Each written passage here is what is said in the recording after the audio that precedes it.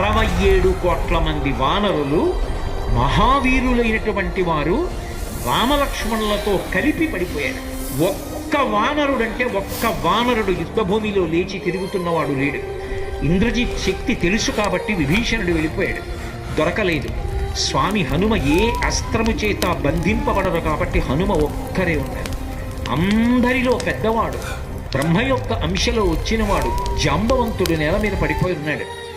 విభీషణుడు కాగడా పట్టుకుని అడిగాడు, తాతా కుశలమేనా అని అడిగాడు. వానరులలో శ్రేష్ఠుడైన హనుమ బ్రతికి ఉన్నారా అని అడిగాడు జాంబవంతుడు. హనుమ కుశలముగా ఉన్నారా అని అడిగారేం తాత అని అడిగారు.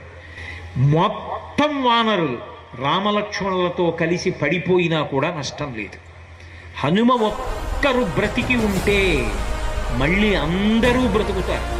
అందరూ బ్రతికి ఉన్నా హనుమ ఒక్కరు పడిపోతే బ్రతికి ఉన్న వీళ్ళందరూ పడిపోతారు. అందుకే నేను హనుమ బ్రతికి ఉన్నారా అని అడుగుతున్నాను.